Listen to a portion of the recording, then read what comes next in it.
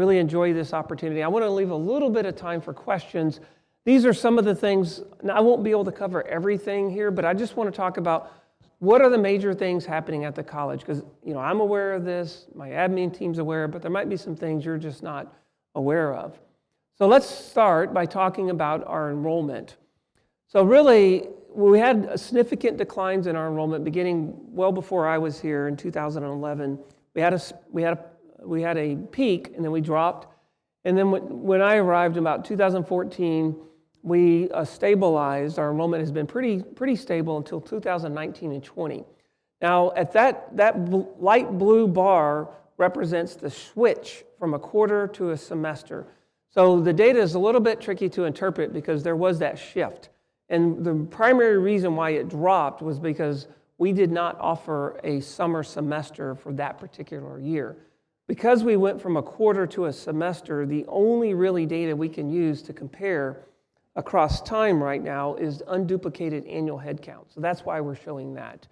And you can see actually in 2021, when COVID hit, we had a 2.4% decline. I will tell you that's very unusual. Across the country, it was much higher than that. Many community colleges dropped 15, 20, or 30%. The average was over 10%. So to only drop 2.4%, I think, is a really, really positive finding. We actually had a 1.2% increase in our fall semester enrollment this past fall 21. Now I have this is my opinion, I can't prove this is correct, but I think the reason why we saw an increase across the country, there were decreases. And I think the difference in terms of what we were doing, maybe than what maybe some others were doing, is we worked really, really hard. I want to thank everyone in the room for that. We listened to the students, and what they told us was that we don't want to go virtual. We want to come back in full operations if we can possibly do that. So we followed all of the rules, all of the safety protocols, and we came back. We kept our mission intact, which is to focus on our students and to offer these opportunities in all of our programs. So the 1.2% increase, I think, is a really significant accomplishment. Then one of the things I wanted to mention to you all is we're going to be very deliberate moving forward. For the last 5, 6, 7 years, we've been setting this college up for very significant growth. So now we're going to start setting targets. With all these new facilities, these new processes, all this modernization, there was a reason for that, and that was to get ourselves in a position so we can start to grow. And we're going to be setting targets. What you're looking at now is what's called the key performance indicators, just one of them. We have 16 of those as part of our strategic plan. So I just wanted to show this, that we want to be intentional about enrollment and not just let it happen to us. So I don't know how many, we probably have a little bit more time, so maybe I should play this video, but we're in our 3rd year of a marketing campaign, a new student marketing campaign. It's a little bit unfortunate. We're working with Firespring, a local company, and they've done a really nice job. They helped us design our new logo, and they developed this new campaign. So we have a separate, what's called a microsite, where we're pushing ads through social media, internet pop-up ads to the students. And how many people have seen these really cool videos that they've made? Should I show one or no? Kent's telling me not to show one. So how many people want to see it? Okay, sorry, Ken. I'm going to show it real quick.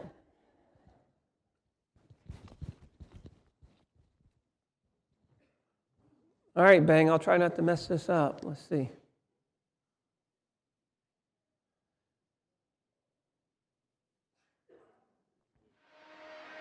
What's that? Risk takers. Was it not showing? Okay, I'll let you handle it. So one of the things that I believe in is that you should let the experts be experts. So I'm going to let Bang be the expert.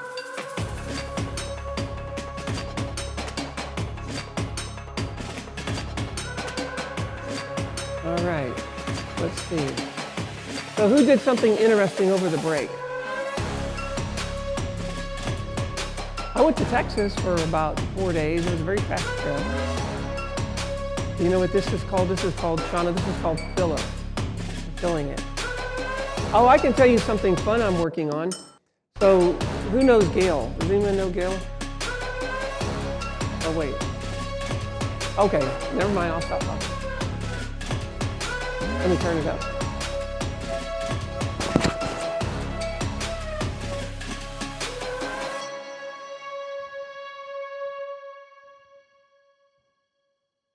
Well, that didn't go so well. You get the idea, right? Okay, we'll go back to the PowerPoint. Well, let's play it again.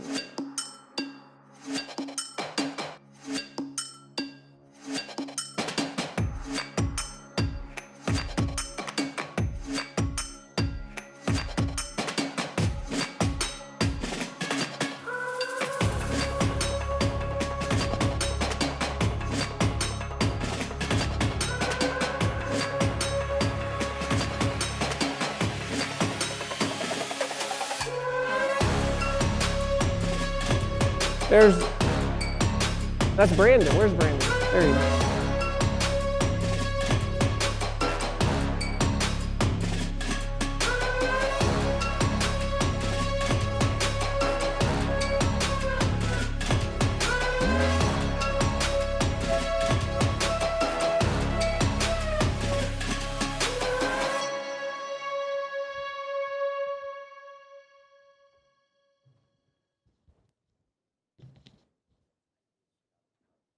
What's that?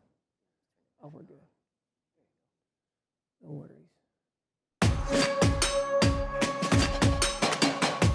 What did you do?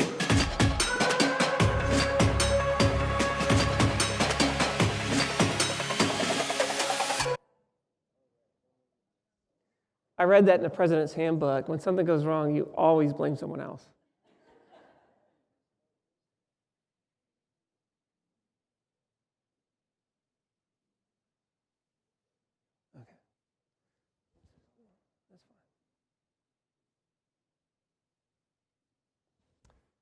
Okay, so we had a superstar in that video. Brandon's with us.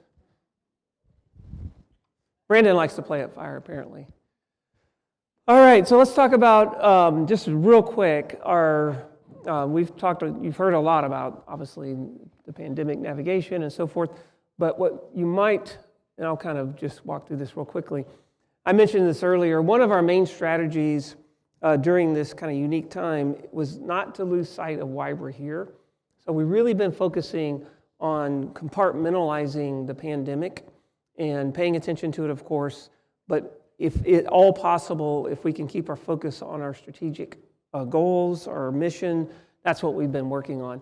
And that means that we've had to assign many, many people who've worked really hard to handling the navigation of the COVID, and then that's allowed others to really focus in on keeping that mission moving forward. And so I think we've done that really well.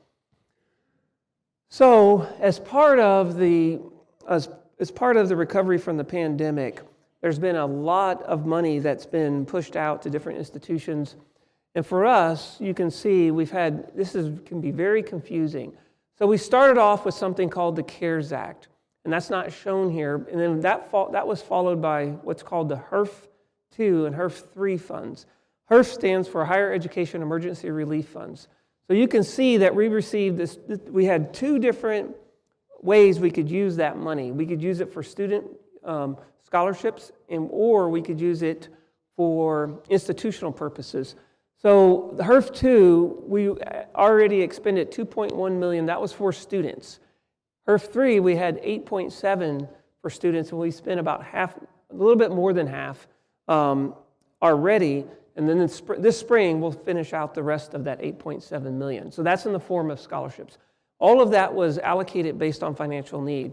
Now, the institutional funds, 7.1 and 8.1, we've used some of those funds to cover losses, like when we had to close the dorms, our auxiliary services, where we couldn't actually operate like we normally do, so we were able to cover those losses.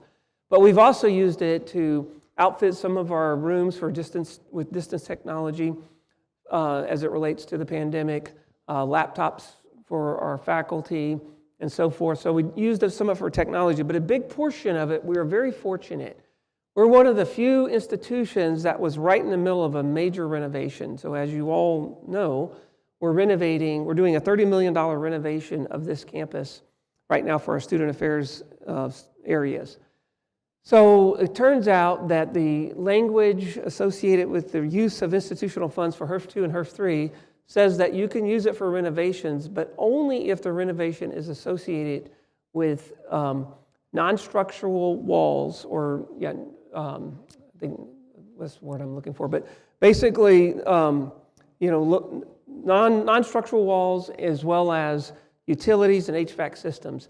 So we went through every square foot of that renovation, and that's mostly what that is. So obviously it doesn't cover the addition, but we identified $11 million worth of renovation that we can use those funds on. Now the great thing about that is those funds were already encumbered. So that allows us then to shift those funds around. So I'll talk a little bit about, we have 4 new projects coming that we're working on right now. We can shift those funds to one or more of those projects. So that's been really, really advantageous for the college. So that's been really nice, because we talked to our auditors, our attorneys, and it was very clear that that renovation is going to help us deal with the fact that during the height of the pandemic, we had a lot of challenges because we didn't have structured spaces in the way we will have once this is done. In fact, the architects had to rethink. They stopped right in the middle of the pandemic because they had already designed the spaces to be more open, and now they have them a little bit more compartmentalized. So that's been really fortunate for the college. This is something that I really wanted to make sure everyone was aware of. How many people here know that we have 11 board members? Okay, well, most of you know. But I want to make sure our board, we have a fantastic board and very engaged board, a very visionary board, very courageous board. They've been very supportive of what we've been doing here at the college. And frankly, nothing that we've been doing would have happened had it not been for the board. So they have to approve the budget every year. One of the most important responsibilities is they hire the president, they evaluate the president. And I think that's me. And they've been very supportive of me. And one of the reasons I think they've been so supportive is we have a great relationship. We communicate frequently. We have a lot of work sessions. We've been doing so much. There's no way we could have done all of this had it not been for that constant communication. And you can see we have 11 members here. And where is Linda Hartman? I just saw her right there. So Linda is our faculty rep for the board. And she represents the faculty to the board. And she has a non-voting role, but she definitely has a role. She interacts with the board. And once we get out of this COVID situation, we'll be able to go on, we have ACCT every year and trips. And I think it's really good to have that interaction. But we have some new board members. We have Chuck Byers from McCool Junction.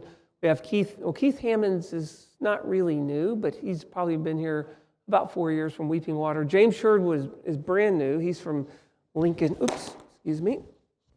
And then we have Arlen Ermacher is new, and he's in District 5. We have 5 districts. Neil Stenberg he was our attorney years ago, and he's new. So we have some new board members. Dr. Yates and Dr. Weissing are also new. Kathy Belstorff is our chair, and our vice chair is James Garver. So I just wanted you to be aware that we have 11 members. They have a very important responsibility. They set the policy, and they allocate or authorize myself and the admin team to do the day-to-day operations of the institution. So just recently, in fact, it was only a few days ago that we submitted our redistricting maps. And let's give a big thank you to Robin Moore. So I turned this over to Robin, and she did a fantastic job. She helped hire a company called G-Works that did all of the work on making sure all the districts were pretty close in population. So the statute requires that not a single district can be more than 5% plus or minus another district in terms of population. And you can see that's quite challenging. So the green, for example, that's District 1. That's a very rural area. And then the kind of, I don't know what color that is, sort of brownish. That would be District 2. Those 2 areas are huge, but they don't have a lot of population. So you can see they had to take in some of Lancaster County in order to be similar in size.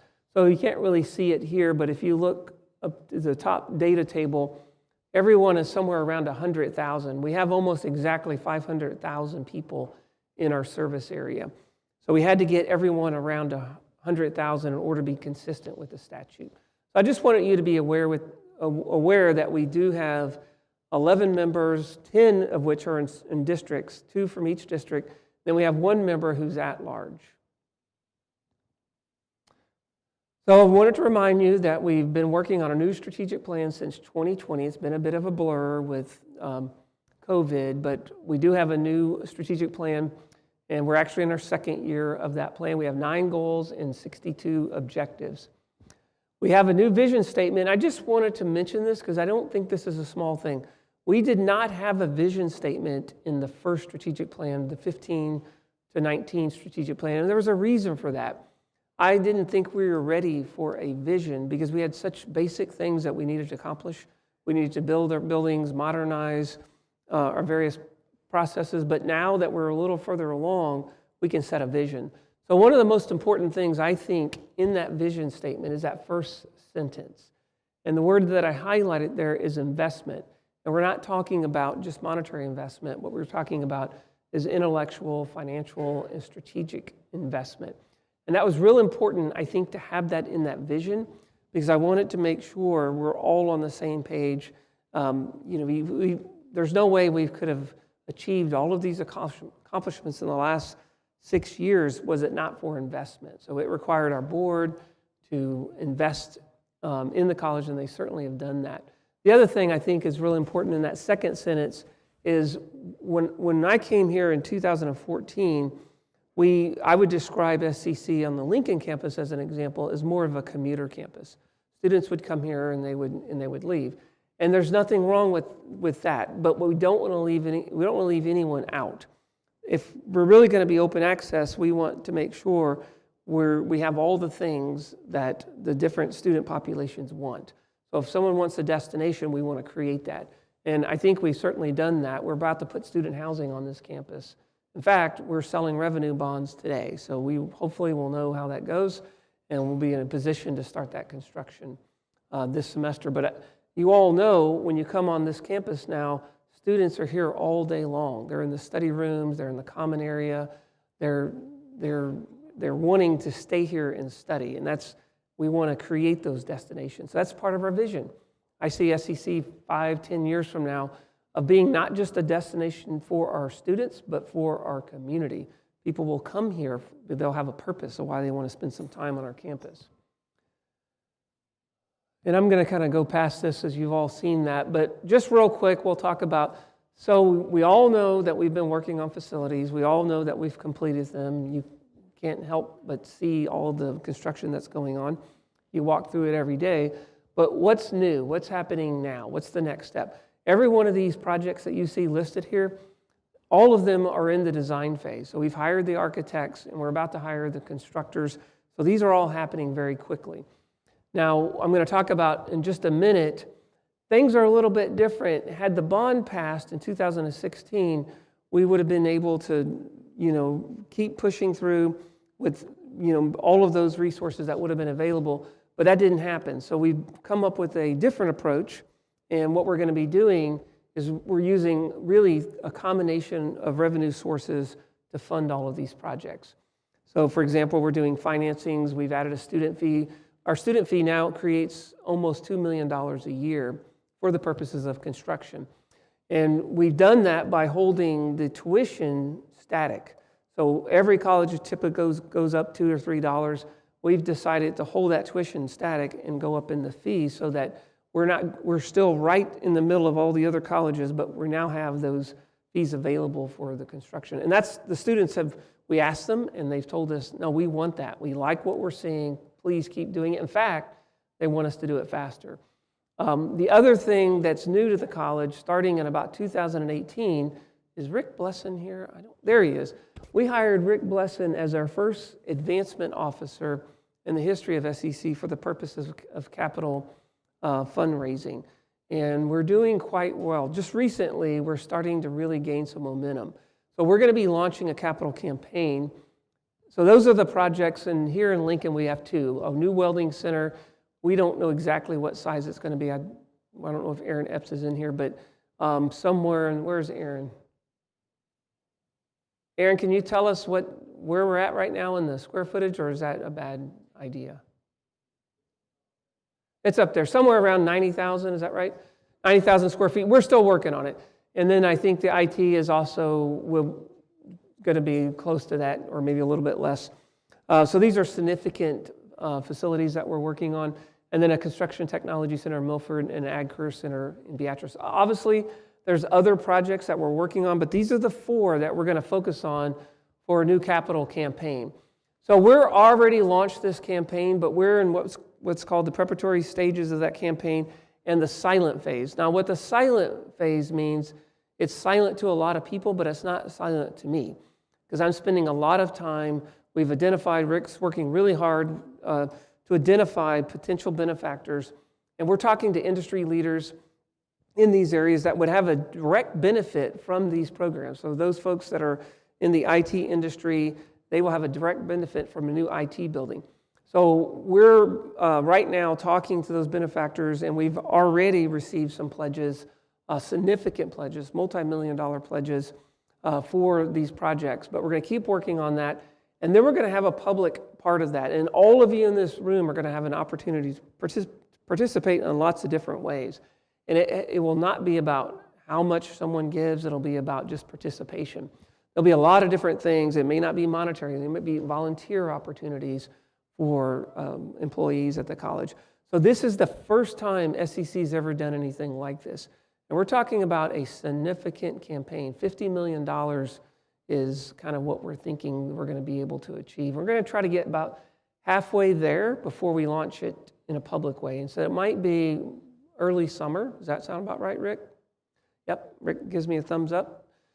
So we've got a consultant helping us with this. We're working with our foundation on this as well. This is a really wonderful opportunity for the college. And I think one of the things that happened when we were going through the bond campaign, I had more than one potential benefactor call me and say, you know what, I'd love to be supportive, but I can't do it because I don't know that you're going to be able to do all the things that you're saying that you're going to do. But they don't say that anymore because they've seen all the buildings come up. So now they know we can do it.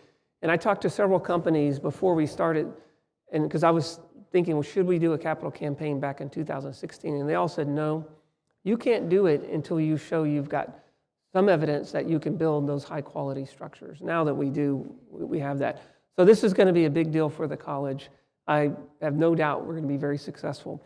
On this campus, this is really a very important achievement.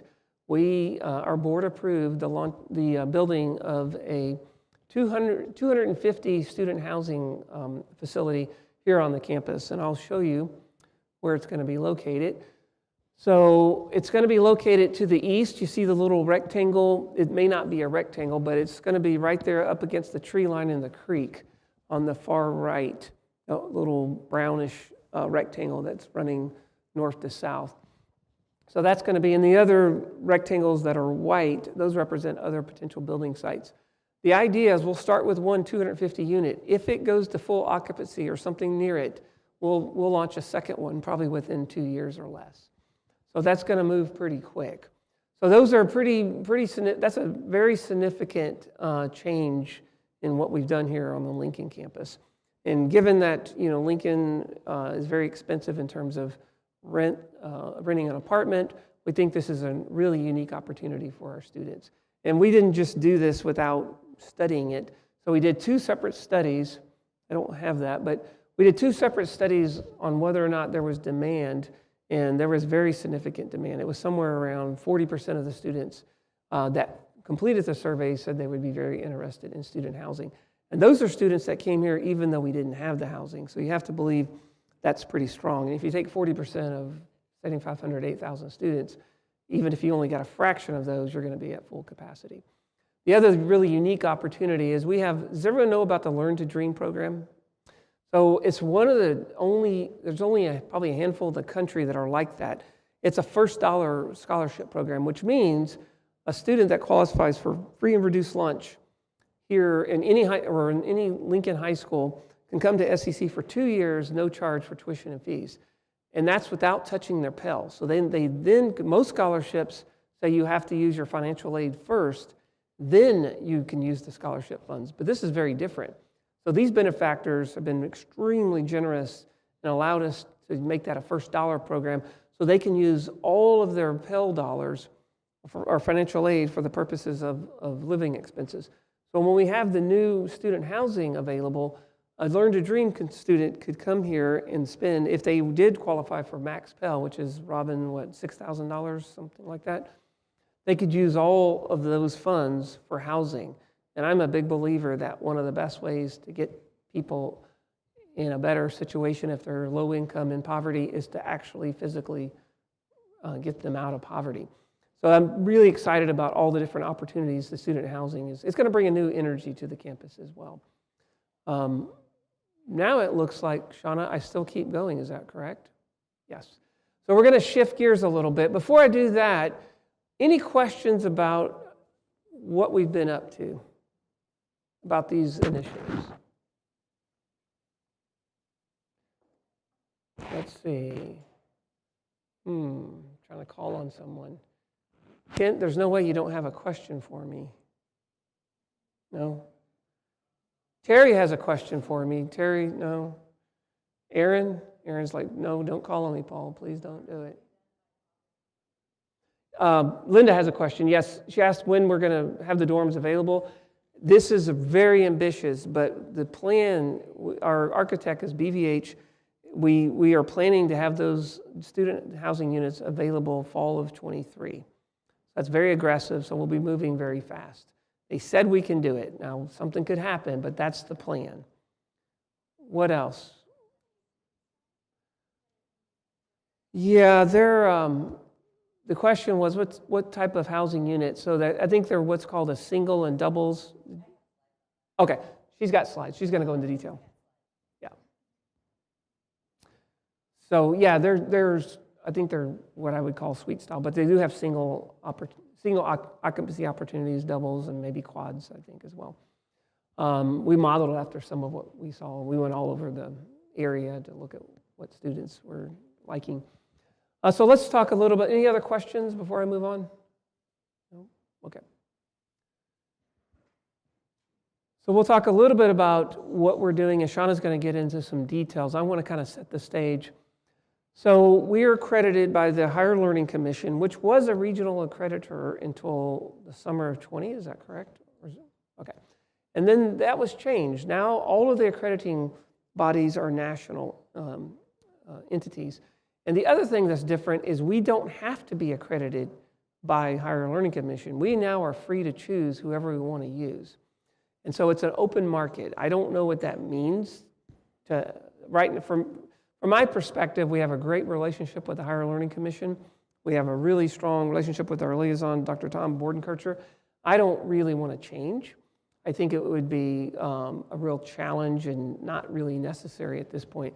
But at some point, if we decided it was in the best interest of the institution, we could use the Southern Association of Colleges and Schools, which is where I came from in the South. But for right now, I think we're in a good place with the Higher Learning Commission. So the main reason why we have this relationship, you do not have to be accredited. If we were not accredited, there's nothing wrong with that, but the challenge would be you're not eligible for Title IV funding, which is where we get most of our money in the form of federal financial aid. So it's really an external review to make sure we're meeting certain standards. And those standards, we don't do things just to meet the standards. We do things because those standards align with our processes and our mission and our goals.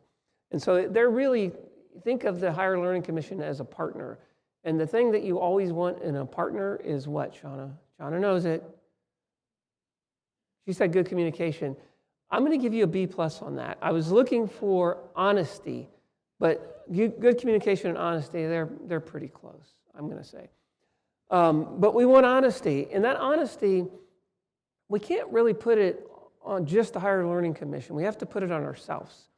So we have to be honest. If there are things that we really know we're struggling with, we need to let them know and say, ask for help. And that help might be in the form of a sanction. We would prefer that not to be the case, but if that were the case, that's okay. What we want to do is keep that help to the form of like an agreement, which we have right now.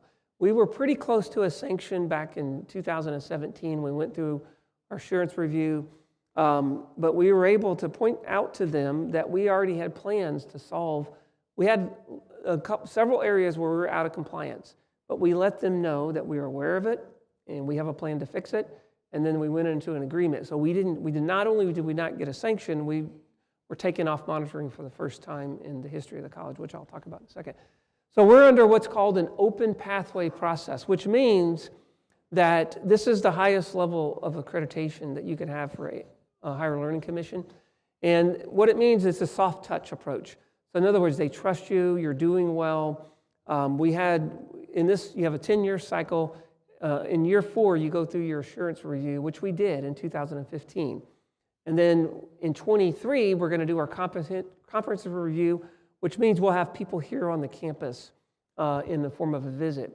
I'm going to go ahead and show all of this. And many of you probably have seen this before. This is a calendar of the history of our accreditation since 1992. In the orange, that means that we've been under monitoring, which means we have not been in full compliance with all of the criteria. We've never been off of monitoring in the history of SEC until 2017. And so one of the challenges that we had, we weren't really fully aware of that. So part of this partnership with Higher Learning Commission has been getting them more engaged in helping us be more aware of what our challenges were. So we had lots of different things that we needed to work on. In 2017, we actually were able to get off of monitoring, but we did that partly by developing an agreement with them. Now, they told us we have to follow that agreement very carefully or we'd most likely be sanctioned. So we're still under that agreement, and that agreement will expire in 23. We'll probably add a second agreement because why would you not have an agreement? It's a great contract to help us keep moving forward. So I won't go through all of this, but our assurance findings were very positive. There were some things we still need to work on: co-curricular assessment, student learning outcomes, policy revision. That's something we're working very hard. Consolidation of our planning and budgeting processes. Those are some of the things. And I think the last item was probably one of the most significant findings. They praised us for doing a facilities master plan, but they said you should have done that 30 years ago. And because it takes forever, it takes a long time to get these buildings done. So when they came, as a result of the assurance review, the liaison came and did a visit. He looked at all of the facilities, and that's how we came up with an agreement. He said, this is not an option. If you're going to stay accredited, you have to modernize your facilities. And we were already working on it because we had the failed bond, and that alarmed them because they said, well, now that your bond failed, we need to absolutely monitor you to make sure that you, in fact, are going to do these things. But we did it in an informal way. So we do have this agreement that's been in place since 2017. Now I think it's Shauna's turn to come up. Is that right, Shauna? Yes, this is. Okay, I'm going to turn it over to you. The transition. Thank you, Dr. Illich.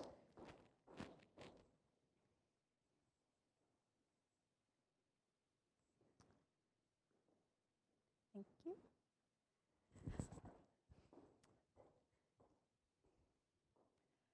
Well, thank you so much for giving us a background on the accreditation review, our relationship with the Higher Learning Commission. As Dr. Illich mentioned, we are coming up on a big every 10-year review with the Higher Learning Commission. That's April 2023, towards the end of the term. We have a ton of really exciting things that we are preparing to highlight, strengths of the college, and also opportunities where we still have to grow. And this next year, part of the timing, the reason for the timing for this presentation, this next year is critical to continuing to make progress in our preparations. We have a lot of, again, really great, exciting work going on. If you look at the accreditation process, as Dr. Illich talked about, ultimately, it's a process of continuous improvement. We have opportunities to identify where we have strengths, where we still have opportunities to improve. But ultimately, all of that is so that we can continue to meet the needs of our students and our 15 county service area. The comprehensive evaluation, again, this every 10-year process involves lots of people and lots of different components. One of the main things that we have been working on is preparing for the report and evidence file. This is a 35,000-word report that responds to the standards. I'll go over those briefly in a little bit, and submitting our evidence. This is all under the umbrella of the criteria for accreditation. You'll hear a lot about that. You probably already have heard some about that. You'll continue to hear a lot about that over the coming next 15 months and more. So we write a 35,000-word word report directly related to that, and submit thousands and thousands of sources of evidence on how SCC meets the criteria. There's also an umbrella bucket of policies that are called assumed practices. That's also embedded in the report. Then there's a standalone process of review that's driven by the Department of Education called the Federal Compliance Program. And that involves a series of policies and procedures that we respond to. One that may be most familiar to many on the room, many on the live stream call, is the assignment of credit hours, program length, and tuition. So that is directly related to the federal compliance. It notes that an institution should have, all of its programs should be in alignment with its peers and ensure that it is as close to that 60 credit hour minimum. So that's that umbrella of federal compliance. That's a separate report, but submitted at the same time as and reviewed during the 10-year review as well. There's another series of policies called substantive change, and this is where we, as a college, will note every time we have a new program, a new certificate, a new diploma, that goes through a substantive change process. Anytime we open a new location, there's lots and lots of different institutional changes, substantive changes that fall under that particular bucket of HLC policies. And then we, as Dr. Illich mentioned, we'll also do follow-up on the assurance review from 2017. We have a number of areas that the Higher Learning Commission directed us to continue to make progress on. And then that action agreement, that awesome partnership that we have with HLC with that annual visit and report has been just a model, really, according to our liaison. When he comes every year, he has shared most recently that he views the active partnership that Dr. Illich talked about, that active partnership as really a model institution of what a college or university could work, how they could work with their accreditor. So it's been a really tremendous opportunity for the college. So the criteria for accreditation, you will hear a lot about the details associated with these in the coming months through our newsletters, but there are 5 criteria and a total of 18 core components involved with the Higher Learning Commission's criteria for accreditation. And the standards, as Dr. Illich mentioned, just to reiterate, the standards are not driven in such a way that there's a lot of flexibility in how some of those standards are interpreted, especially within the context of your institution. So the standard starts out with your mission. What is SCC's mission? How do we carry out the mission of empowering and transforming our students and the broader community? There's elements of civic engagement. There's a big part of understanding the mission is how employees feel like their role and responsibility is to carry out the mission of Southeast Community College. We know from previous surveys that upwards of 90% of college employees feel like the college's mission drives their work every single day.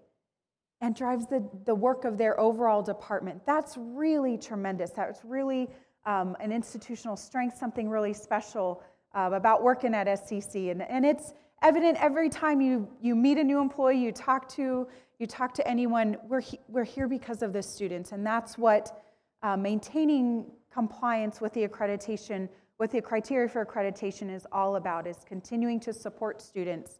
So there's certainly elements in the criteria related to ethical and responsible conduct. We report out a number of our policies and procedures, business office practices, financial aid processes, how the college operates with integrity. Criterion 3 is all about quality teaching and learning support. And I see a large number of faculty and student affairs employees here in the room, I'm sure joining online as well. And this is at the heart. It's right in the middle of the criteria. It's right at the heart of providing an excellent experience for students, quality and learning resources and support.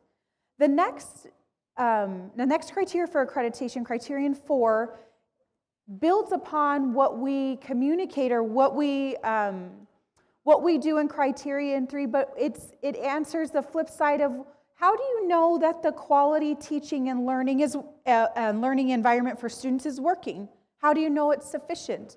How do you assess how your students are progressing throughout? How does the institution measure persistence and completion, graduation? These are all aspects of taking the input, the resources, the support provided, and saying what's the outcome of that. That's in criterion 4. And then finally, criterion 5 is all about institutional effectiveness, resources, and planning. This is where we get to showcase our strategic planning process, our departmental MAP, mission action planning process, how we go about allocating resources throughout the college, the important role of the board in that, and then of course planning for the future. What's important to note in this is that I gave a very, very high-level overview of the 5. There's lots of details associated in the standards in those 18 core components. But what's exceptionally important for each person in the room to understand, everyone logged in, is the importance that each of you plays in this. Accreditation touches every single part of the college, whether you work in the bookstore, whether you are an advisor, whether you are a faculty member, of course, with that direct support for students. Every accreditation touches every single part. Our facilities, every aspect of the college operations is touched by accreditation, and we'll be reporting out updates in each of those areas in the next year. As Dr. Illich mentioned, our strategy different from before. So the Higher Learning Commission changed their accreditation review process in 2012, after 2012-2013, which is the last time that SCC went through. If I could get, there's quite a large group here. Who would have been here at SCC in 2012-2013, part of the last 10-year review? Okay, maybe a third, close to a half or so. Okay, so in the past, it's still a similar process. You write a report, there's a site visit associated with it. The Higher Learning Commission made a significant change after our 2012-2013 visit, in which they reduced the length of the report and added an evidence filing, meaning SCC is expected, in every college, is expected to write how they meet to the standards, write a little bit, but show a great deal of evidence, provide a lot of examples of what that looks like in practice. It's very much a show, not necessarily just telling a response to the criteria. We've made, the college has invested a great deal in institutional research and making data-driven decisions across the college. And this is really in line with we'll be able to highlight our culture of continuing to grow in evidence-based decisions and processes.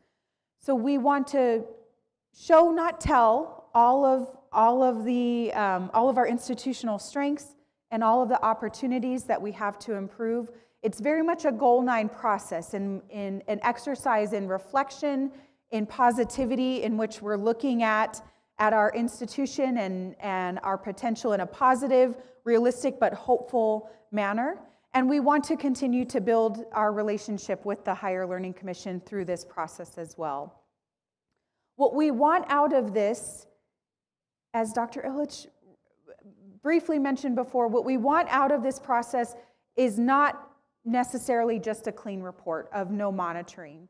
If we get on monitoring, that is a potential outcome. But what SCC wants out of this process is to continue to get recommendations for how we can continue to improve, validate our intentional work through that action agreement, our annual partnership, and really to use this as an institutional exercise to continue to learn, grow, improve for our students and broader community. So who is involved in preparing for SCC's comprehensive evaluation?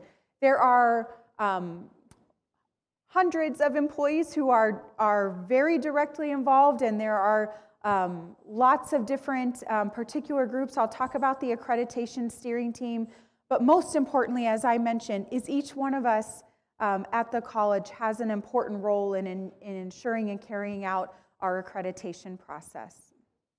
And I'll talk a little bit more about what ways for you to get more involved in that. So for the last year and a half, we have been meeting regularly with the accreditation steering team. There's a number of steering team members here in the room. I don't want to start mentioning it because I know I'll miss some, but it is a very broad representation of employees from instruction to student affairs, human resources, administrative services, institutional research, of course. It has been a fantastic team that has worked very hard. We'll talk more about some of the timeline and processes right now. So the steering team started meeting about a year and a half ago. The first step is we dug into the criteria, HLC's criteria for accreditation. What does this mean to us as a college? Where do we think we have strengths? Where do we think we might find examples of that evidence? And where do we have opportunities to grow? So last academic year, we oriented ourselves to the criteria, identified evidence needs, and then started beginning to communicate with the broader college through newsletters and passport challenges. This last fall, I'm looking around the room and I recognize a number of you who had submitted evidence to the steering team members, but we gathered more than 1,200 sources of evidence on how SCC meets the criteria just in the fall semester. 1,200 reports, documents, syllabi, assignments, and that's really just the beginning. We're just getting started on that. So thank you to all of the steering team members. Thank you to those of you in the room or on the call who so promptly responded to the request for evidence. This again helps SCC continue to maintain accreditation. We're also working on a number of initiatives that we've identified as opportunities for improvement. Again, assessment of student learning, program review, our policies and procedures review process, facilities, master planning. We had some departmental strategic planning related needs that we've continued to make progress on. So we'll continue to work through those and make as much progress as we can before spring of 2023, again, setting the stage for continued work after that. We've continued to have regular newsletters and passport challenges. My hope is that by the fall, we have a solid draft of the 35,000-word report that will go through a long process of review and feedback from the campus community. And of course, next fall, fall 2022, we'll begin really enhancing those preparations for the site visit when the peer reviewers are here in April 2023. Sometimes a year feels like a long ways away. Just over a year and a half feels like a long ways away. And it's going to go so very quickly, as we all know tends to happen. So thank you again for your continued support of providing evidence of involvement. And let's talk more about some of the opportunities for you to continue to learn more about the accreditation process and how to be involved. First and foremost, we have a website that we keep updated, sccaccreditation.com. You are able to access this by going to the college's homepage, southeast.edu, and then navigate to quick links, accreditation, and then there will be some text, something about learn more about the process by clicking here, and that will take you to this direct website, sccaccreditation.com. We have regular newsletters that will be sent out and passport challenges. Let's talk about those. So the passport challenges serve a couple of purposes, right? One, it's a fun way to get to learn more about the accreditation, one or more aspects of the accreditation process. The second is a way to prepare ourselves. I had a question after the Milford campus presentation yesterday. This particular passport challenge was from November, which anyone can complete at any time, certainly. But this particular passport challenge was about how SCC's mission impacts your daily work or the work of your overall division or department. And this would be an example of a question that a peer reviewer might ask college employees when they're here in a year and a half. So it's not just a fun opportunity to orient yourselves, to participate in individual or group challenges. These passport challenges are meant to prepare us for what those interactions with the Higher Learning Commission might be in April. So back to where I started, I had an employee ask me after the Milford campus presentation yesterday, so are people going to be just walking around and say, Linda, gotcha, how does the mission impact your work? What's the mission of Southeast Community College, Alina? Not that at all. There will be open forums. The peer reviewers will certainly be walking around campus, interacting with students and employees. It's not a gotcha type of process. It's very collaborative, very collegial. But we want to do our very best to ensure that we're prepared for those interactions and can speak to all of our passions for why we work here at SCC and the impact that we make. So this is one way. We'll have these about every month or so. The passport challenges are one way to prepare ourselves for the accreditation review, to get to know more about the accreditation process, but also to potentially, if this is a motivating factor, win prizes and have some group division-wide competitions that will be coming later. Here's some ways for each of you to get involved. Again, those monthly newsletters will serve as an important avenue to learn more about the criteria for accreditation, to understand SCC's ongoing preparations for the 10-year review. I encourage you to participate those, encourage your coworkers, and if accreditation is something that you're interested in being more involved in and learning more about, I encourage you to sign up as a champion. Accreditation champion. We are looking for volunteers who would be interested in serving as ambassadors, getting your coworkers more involved in the process. There's not a lot of time commitment involved. We'll have monthly, hour-long, quarterly meetings to update you. But as the visit gets closer, there will be certainly more opportunities for additional involvement as well. But if you're interested or passionate about this information, about this topic, and would like to make a difference and give back to the college community, I encourage you to sign up for this very low stakes, not a big time commitment process. Accreditation champions. At this time, I will take any questions related to preparations for the visit, what the site visit might look like, any questions about the criteria or the report. What accreditation-related questions do you have today? Linda.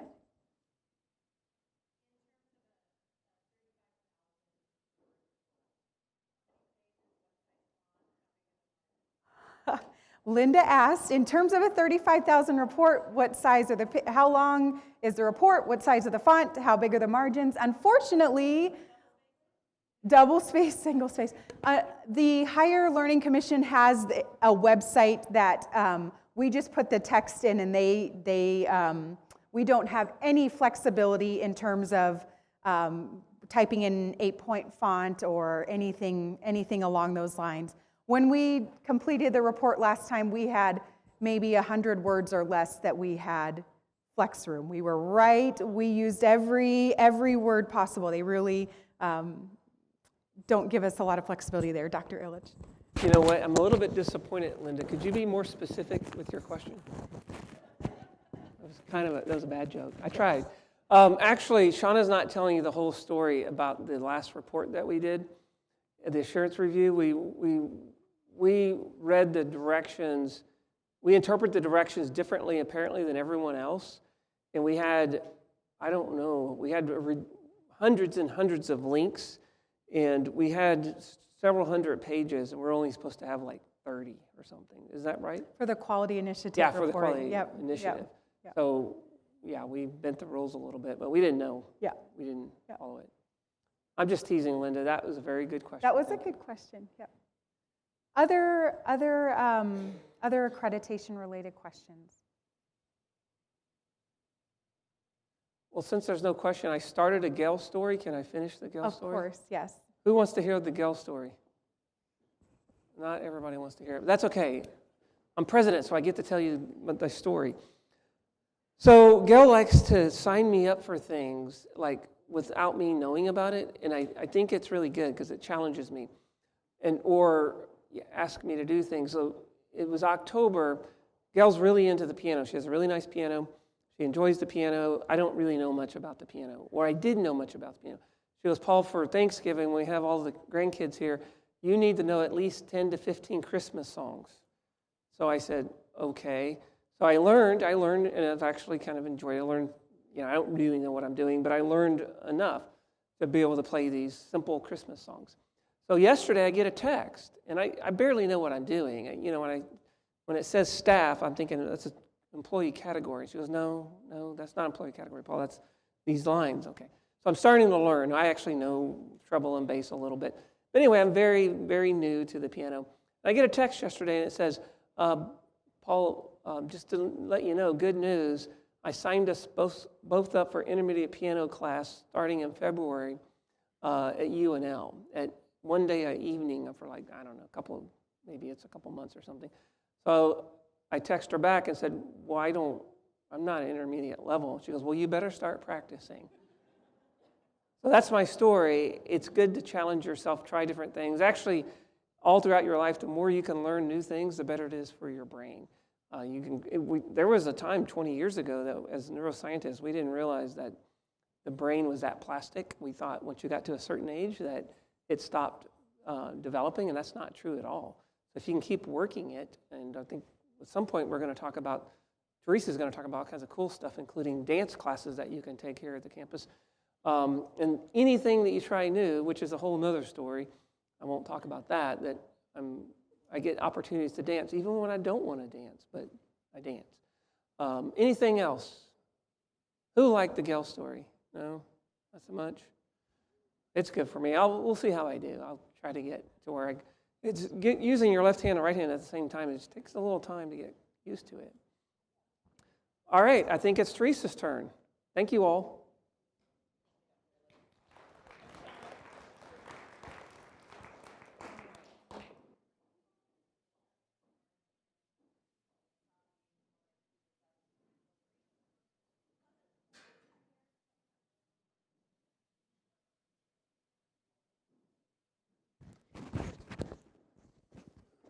So Teresa's going to take a minute, so if you all just take a quick break and come back in about 5 minutes, she'll be ready to go.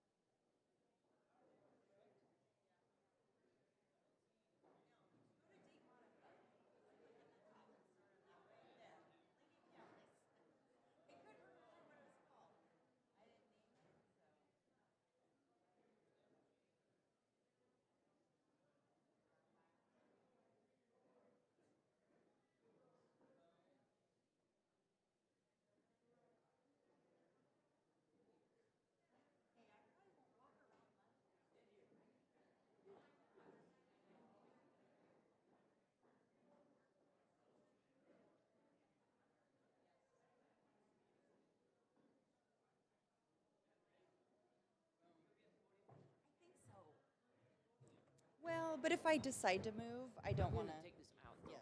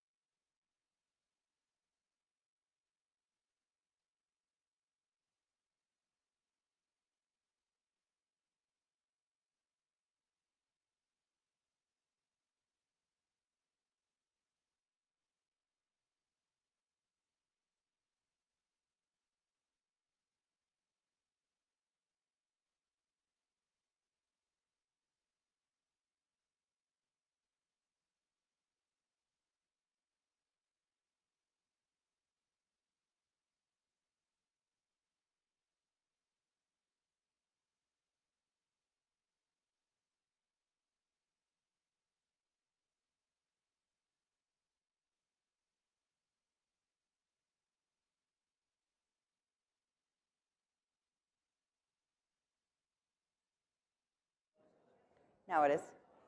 Yeah. All right. I see that the line to coffee and food is not there. So we'll just get started. I don't think that I need an hour. Am I not? Can you hear me? Is my mic on? Is my mic on?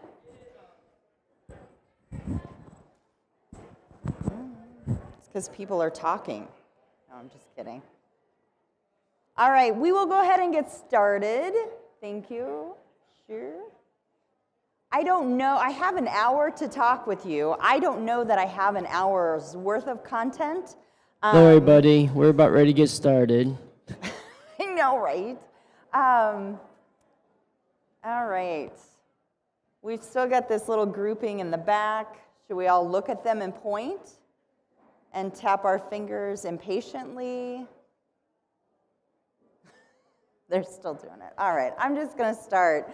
For those who don't know me, I'm not our fearless campus director, Bev Cummins. I'm a little bit taller than she is. I am Teresa Webster, Dean of Students, Assistant Campus Director. Bev is someplace warm right now, so we can all feel jealous or, hate. That's fine. Just kidding. Good for her. We all wish we were someplace warm right now. But I am not Bev, but I have her notes. So I'm going to do my best to clearly communicate this fabulous information. So here we go. First, new COVID protocol updates. Very, very exciting. These get weird and complicated, and it's ever changing, right? And so while we don't expect you to memorize them, you could if you wanted to. But ultimately, what you should remember is that if you're experiencing any symptoms or you have a positive COVID test or you've been exposed to someone with COVID, you should just complete the TIPS report. Once the TIPS report is in, it gets assigned to a contact tracer and they will communicate what the next steps are. So they're responsible to memorize all of this. You are not. Just fill out the TIPS report and our contact tracers will take it from there. But things vary depending on vaccination status and symptoms. So currently, if you test positive or you're presumed positive, and presumed positive is I have symptoms that are consistent with COVID, but I have not tested. Some people don't want to get tested, or sometimes testing isn't available, right? Because the line is like all the way to 66th Street at the mall. So you may not have a test, but if you have symptoms that are consistent with COVID, we're going to presume you are positive unless you test negative to rule that out. But regardless of your vaccine status or booster status, if you're having symptoms, please stay home, do that TIPS report, and we're going to ask you to isolate from others for 5 days. At day 6, if symptoms are improved, there's no fever, you're feeling better, you can return wearing your mask through day 10. So that's a little different, that you would be able to return. If you're still feeling gross and you still have a fever, do not come back, right? You get to continue to quarantine until you're feeling better. For individuals who are vaccinated and they have a close contact exposure, you can come back right away as long as you're symptom-free, but we ask that you just wear your mask through that 10 days and monitor. If symptoms develop, then we're gonna ask you to isolate and get tested. We're gonna presume you're positive. But if you're not having symptoms, we recommend you get a test at day 5 just to make sure, because I'm sure you've all heard of people who test positive and had 0 symptoms. So we're just gonna wanna rule that out. So we're gonna recommend that. If symptoms then develop, like I said, please stay home. For those who are not vaccinated, or we don't have proof or not willing to show us that they are vaccinated, we're going to treat that as a non-vaccinated individual. If you've had that close contact, you get to stay home, test within 5 days, and you could return to campus on day 6 with that consisting mask wearing through day 10. So that's kind of what that will look like. Again, you do not have to have this memorized. When you complete that tips report, the contact tracer will be in contact and advise you further. If you describe symptoms, so again, right, it's scenario A, scenario B, scenario B.2, right? If you have symptoms and you've got a known exposure versus an individual without a known exposure, that will be the process as well. Questions?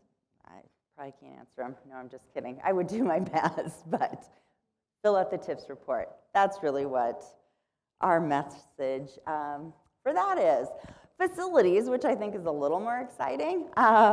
We're still following this phased approach, right? We've kind of taken this giant building and chunked it into sections and are tackling sections at a time. It would be really great if we could do everything at once, because I know folks who are in maybe phase 2 or phase 3 are like, I want to be in phase 1. I want my stuff done now, which would be awesome if we could. However, when we tackle one section, people in that section have to move someplace. And so based on just logistics and finances, we can't do everything at once, which is why we're taking that phased approach. But currently, we're in phase 2, which includes the student and academic support corps, all that fun middle construction.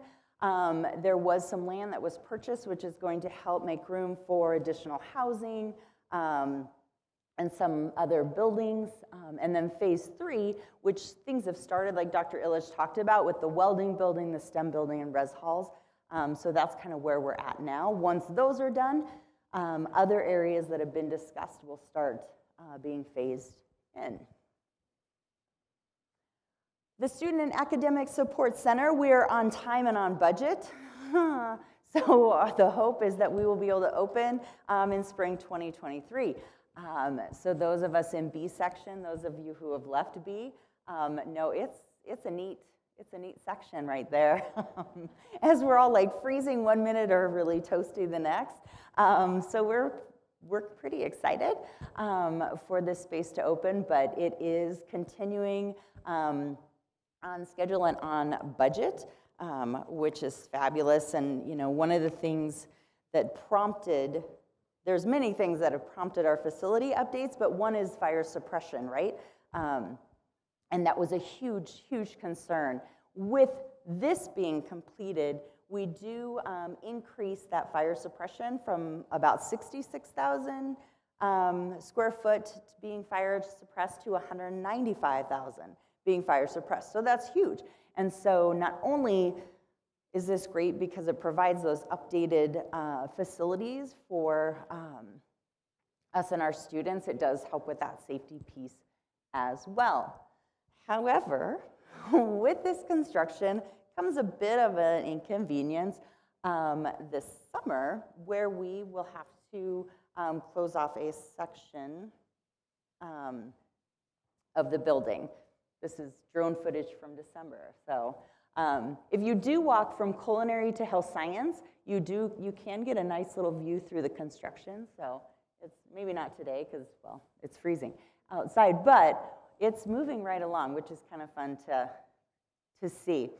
Hall closure this summer. It will be an inconvenience, and we are aware that it is not going to be great, but essentially there will be no internal way to get from like the A, B, D side of the building to anywhere else. I mean, really, so all the areas in green will be totally shut off. There will be no way to get an access. And so campus store, you'll have to access through that side hallway. I think I've, through that side door. Any place else really from here, it'll have to be an external door. So yes, we are aware that it's going to be gross. We won't shame anyone who, if you need to get from here to here, you just get in your car and drive, which would probably be the best, especially when it's like 100 degrees outside. Yes, it will be kind of a bummer. We've resigned. We'll never see Karina and Bev because they'll just stay in their lower U all summer long. But yes, it will be inconvenient. We're aware of that. But yeah, so if there are concerns, I know Karina has been working with groups who are impacted and trying to figure out how it can be as least painful as possible, but that is coming and it will impact the whole summer. Karina, do you know when that's, I can't remember when that's starting. Oh, so right away. Okay. So yeah, that'll be neat. Progress, right? We just have to keep eye on the prize, I suppose. Dr. Ehrlich referenced the welding facility and the STEM facility that will be coming on board soon. Right now, these are all in the planning phases, doing program statements, determining who goes into what buildings and how big these buildings will need to be. With welding especially, there's some external industry that are really interested in being able to utilize those facilities for training their workers as well. And so really it's all about identifying who all needs the space, who all will benefit from the space, and how do we balance all those needs. And also what Dr. Illich mentioned is some of the capital campaign and fundraising, which is really exciting as well.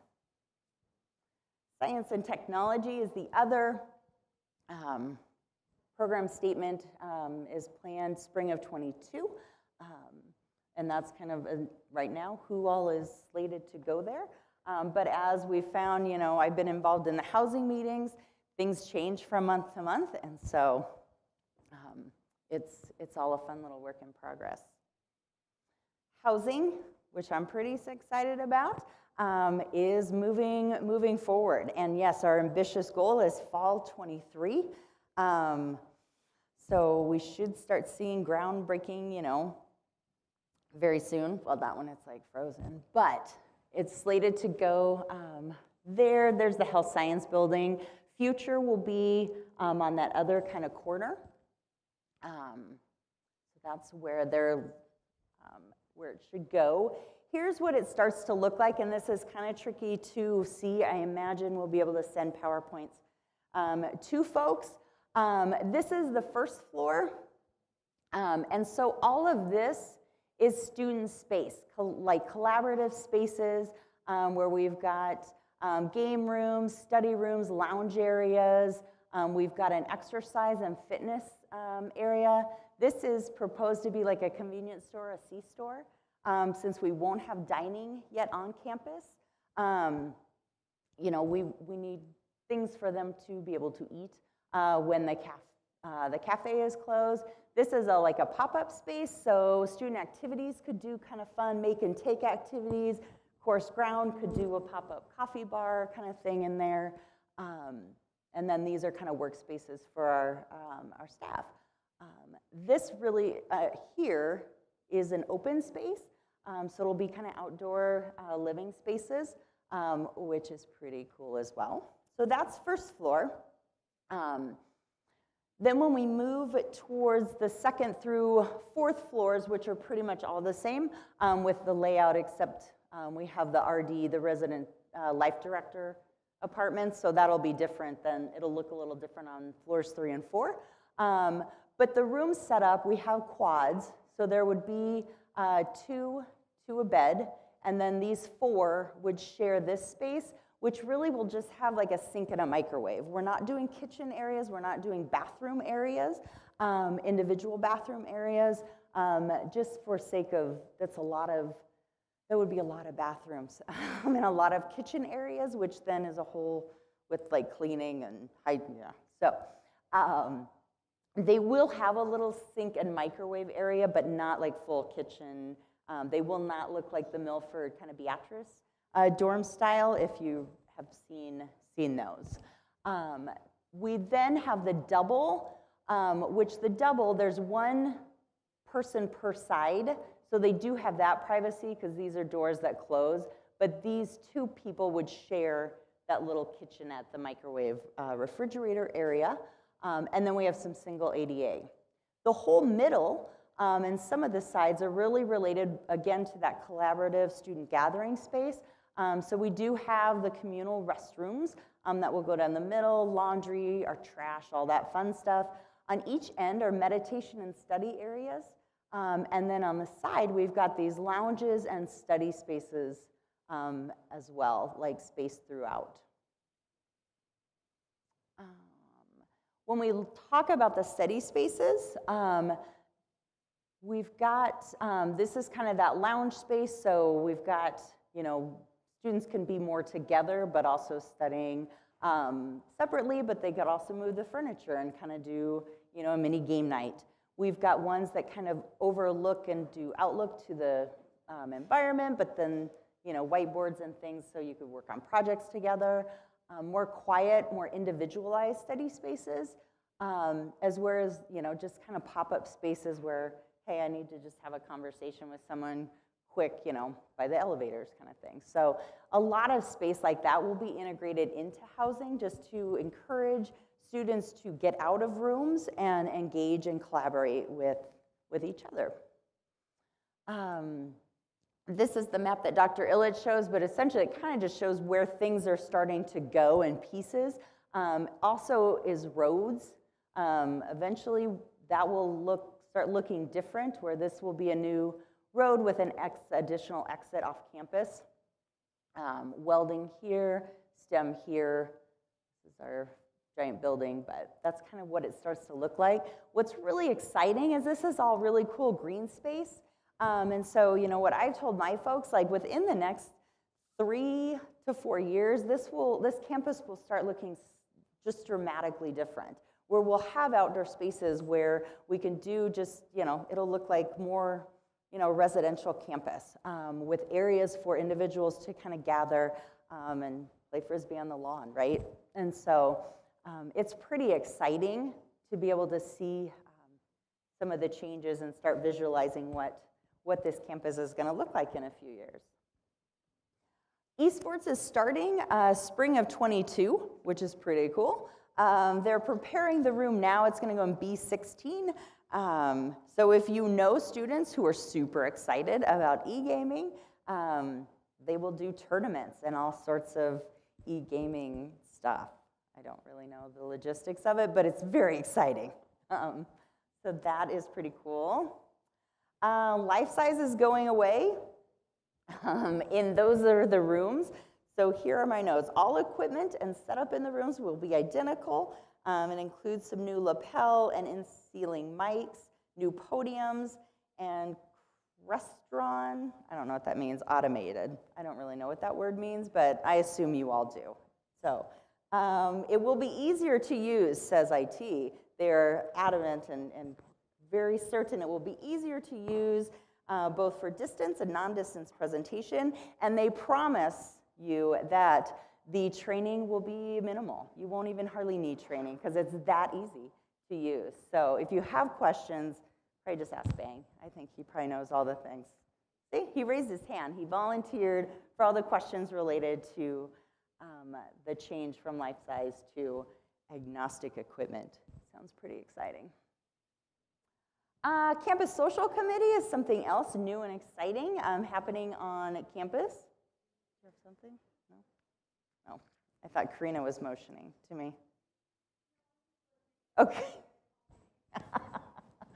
So the social committee is new to this campus, which is kind of exciting. And already they've been very, very busy. So thank you to the members who have been just really busy planning engagement activities for staff. And what I think is pretty exciting is, we always talk about pillars in higher ed and silos. So we've got the institutional silo and the student affairs silo and the administrative silo.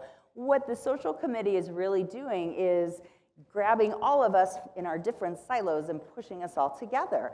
But that's really exciting. I know I participated in the Secret Little Elf, and it was really cool to be able to have, additional people that participated outside of just our student affairs group. And Linda was my elf, and she killed it. Linda Hartman she killed it as my little secret elf. So. Other things, so we have the potluck, which is great. They are planning a hot chocolate open house, and it will be hosted by the Office Professional Program in T102, so please stop by after our presentation. They have, the dancing class, so all these activities really just to help us take breaks from work, which we all need, and to just engage and meet maybe people you wouldn't otherwise interact with.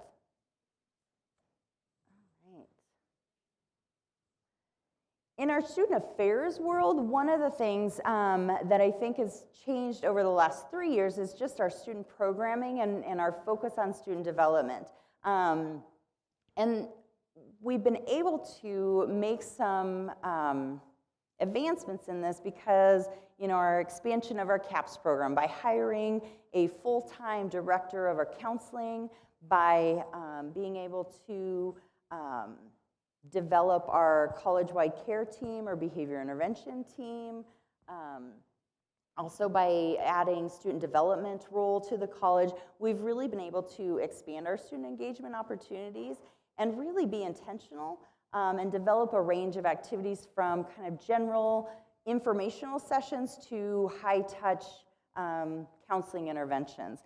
And it really allows us to then model our services and supports to students in line with the WHO kind of model, where we really want to focus a lot of our services in these kind of proactive self-care, helping individuals identify and be really proactive, like, ooh, I'm feeling a little stressed. Here's the signs. I saw something about that. Here's what I'm going to do to try and kind of manage that before maybe things kind of get exacerbated and, well, I'm just going to ignore it and stuff it way down, right? Usually that doesn't help, and it results in maybe needing a more intensive, higher level of care. And so our student development and student engagement is really able to identify messaging and programming that can be really proactive and really helping to destigmatize mental health and helping have students have conversations about what it means to be healthy and what we can do to take care of ourselves. All of our activities, we've identified, and this is college-wide, we've identified and used the SPIRE model that was developed by the Whole Being Institute. And so when we develop our student activities and programs, we really make sure we're intentional to ensure it's meeting one or more of those aspects of SPIRE. And so, like you have learning outcomes in the classroom, we have learning outcomes for our student development and engagement activities, and saying, all right, this is the activity, which domains of health could it address, and how are we going to measure that? So that is something that's been kind of new and evolving On the 3 campuses, we used to have campus-wide prevention teams. Now we all meet across the college as a group, so students are getting similar messages across campuses. We're able to collaborate, kind of the more heads are better than one kind of theory. So that's been kind of exciting and new and evolving in our student development world. So kind of what this looks like, you know, from that low touch kind of frequent messaging to a higher touch is, you know, the monthly awareness things. So the bathroom, reading material that I'm sure you all find super interesting and engaging. To, you know, pop up kind of activities or displays in the hallways for healthy eating, stress management. CAPS does a lot of kind of, hey, these are, you know, signs of stress, here's what you can do. And while you're at it, take a stress ball or something to help you address that. Things related to food insecurity, so really kind of normalizing, hey, we know a lot of you students might be having some food insecurity, so here's our food pantry. Please come use it anytime. Having the college really support that. There was tons of donations to our fall food drive, which was really, really awesome, so thank you for that. But setting up, they set up tables in the hall and said, here's a bag of food, just take it. And they were able to get rid of 50 in a very short period of time. And so really just normalizing that these are things our students are engaging, experiencing. It's okay to ask for help. Here's the help that's available. Doing things like weeks of welcome to really engage and welcome our students. QPR training, so we're talking about tough things and normalizing those hard conversations like suicide and mental health. Care team then is that higher level where there's a group providing more intentional one-on-one support to students, and then up to our CAPS counseling services. I got questions. I can fly through stuff. Yeah.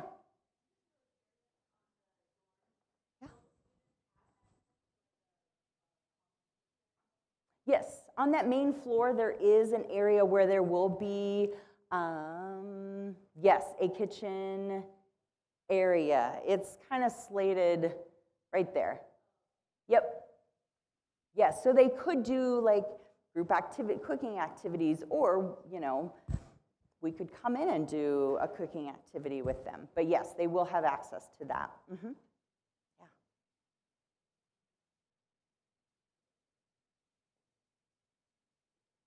What other questions do people have?